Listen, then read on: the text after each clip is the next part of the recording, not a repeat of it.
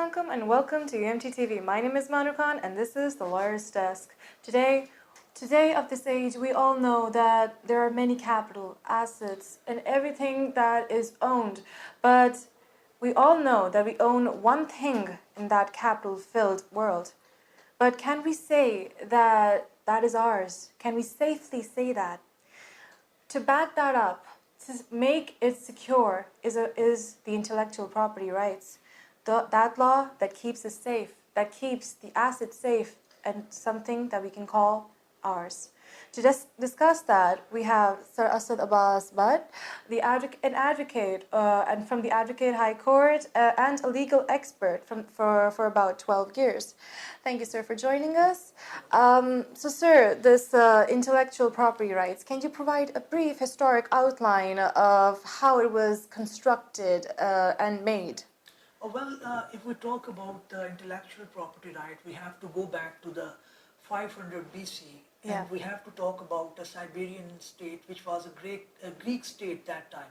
First time in the history, intellectual property right were given to the inventor. They were granted 1 year protections, meaning thereby for 1 year they were there to take all the benefits of their invention. So later on we have in the history 1630 we have a Statute of Anne, then we have Statute of Monopolies, which provided protection to the inventor. When we talk about Statute of Anne, that provided not only protection to the inventor for the creation, but also give another way the inventor could have renewal of the protection for the next 14 years. Okay. So these were actually the historical background of the intellectual property right when they were first time given in the history. Later on, when there was a consensus between the nations that how a unanimous system could be invented so that if you have intellectual property right here in Pakistan, same should not be violated in the UK or vice versa, or how a unanimous and a uniform system could be invented.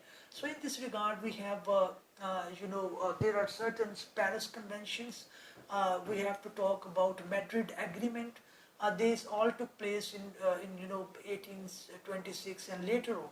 So there was a uniform system, and after that, all the nations started practicing one way in which that their intellectual property rights could be exercised. When there was a Paris Convention, there was only some nations which actually signed these agreements.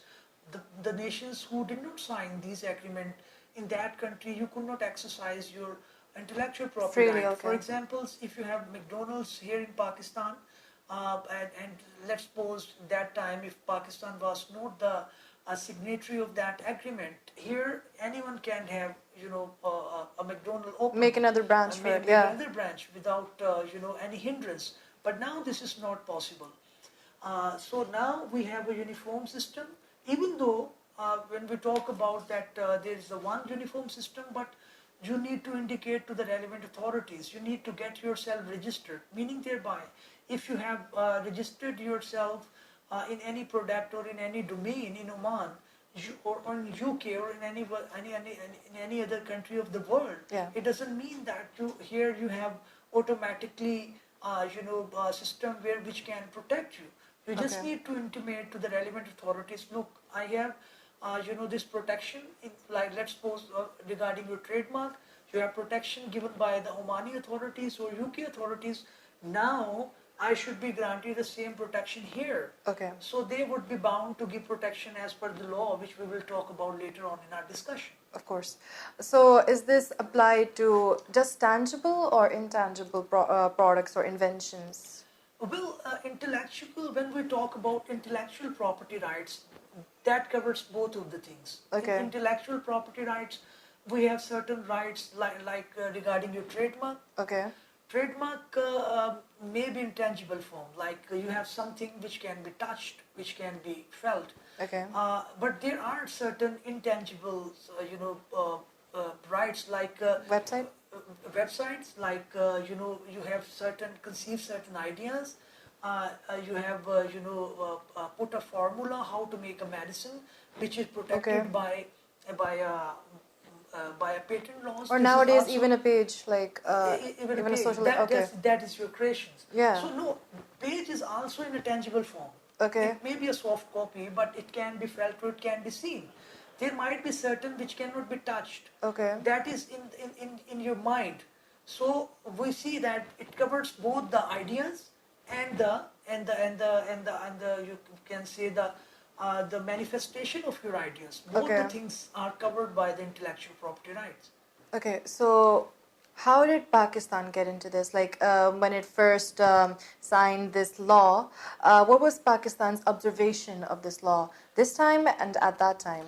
Well, initially there wasn't any awareness regarding these intellectual property rights in the ordinary citizen of our country. Yeah. But with the passage of time, people and the business community has As it realized that without getting it protected, you cannot save your earning, you cannot save your ownership. Like if you established a certain brand with your hard work, with your potential, with your ideas, and later on if I conceal your ideas and start having another shop, so it would be the violation. People get attracted towards the brand. Like if we talk about the gourmet, if we talk about any other brand in the market which is protected by the law, if the law had not been there, there might have been a lot of violations. So are you saying like this law is like a key for development in Pakistan? Also one of the keys. Yeah, in business community it is, and internationally, if certain other brands come into your country, they will think that how ease of doing business is there. Are their rights are protected? Are there any laws? Are there any court efficient to get your rights implemented or not? They will obviously see, because they are bringing a brands. If they start from the first steps, they need to develop their brand with a lot of hard work. But now if we see that there are many restaurants who have been working all over the world, they have their name, their history, their potential, their ideas behind them. And if they start having one outlet here, they just need to open it, and the very first day the people will rush towards having whatever items they are selling. Yeah. So this is the power of intellectual property rights. This is the power of the brand. You just need to open an outlet and people will start coming, and sale will start within no time. As compared to a new idea, people will see whether it's a new brand. We have to test it. We have to see whether it's up to the mark or not. So all these are Quality questions checkups, yeah. in the mind of the consumer, as compared to a brand which is if protected by the law as we have in our country. Then there are obviously a lot of benefits for the business community. Yeah. So, sir, can you describe the sub-laws of this intellectual property rights? How it actually stamped in, Yeah, I understand. There are certain statutes or ordinance which we need to talk about in this regard. First of all, we have to see there's a trademark ordinance, Yeah. 2001. Then we see the Designs Act. Then we see the Patent Act. Then we see the Copyright Act 1962.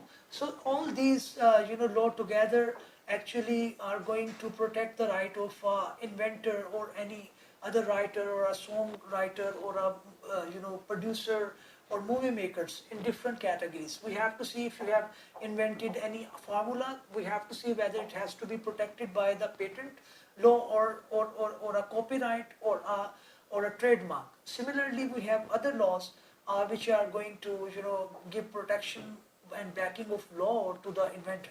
Is there like a procedure there? Like... Yeah, if you talk about registration procedure, like the intellectual property rights are not compulsorily to be registered, but if you get them registered, obviously you are going to have a lot of benefits.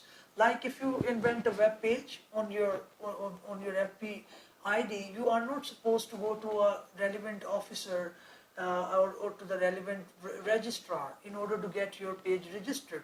You just need to write it, copyright protected, and that is your protections. But if you have got them registered in the office of the relevant authority, it will be easy to prove before the court whether it's your ownership or to the person who is actually claiming to have adverse claim against you. So that's very important. So now if we talk about the, specifically about the trademark, ordinance, there are certain forms, there are certain steps which we need to follow in order to get them registered. First of all, we need to fill the form which is called TM form Okay. 5, which is actually required to send to the relevant authority to figure out whether this name is already Is this registered or done not. by? Is this done online or like by an office or like is there? It can be both ways. Certain documents need to be sent through, courier in the form of hard copies, but certain forms can be, applied online. Okay. So it's getting, more Developed.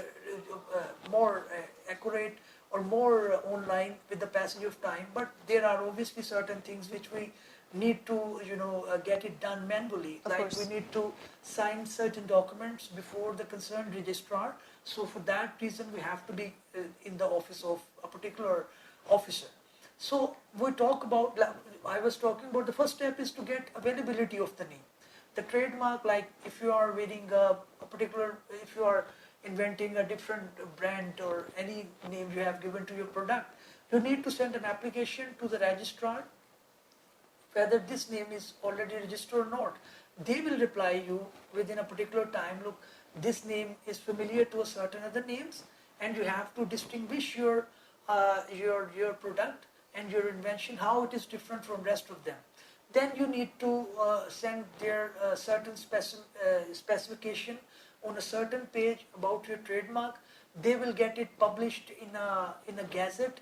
If there is no opposition of the idea which you have invented, within a certain period of time, it will be, it will be registered in the office of the office of the registrar trademark. But if there is some opposition, then you need to prove. There are one or two steps you need to send them your evidence. Look, this is my invention because I have been using this for so many years. They will bring with their own stance. Look, we have been using this one in another country.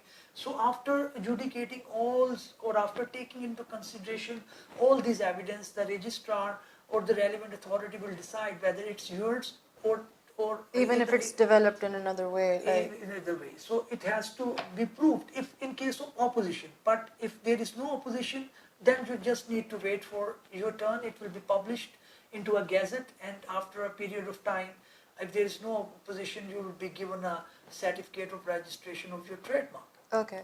So thank you for joining us, and we will see you next time with another show of concerning law and its intellectual property rights. My name is Mahnoor Khan, and this is UMT TV.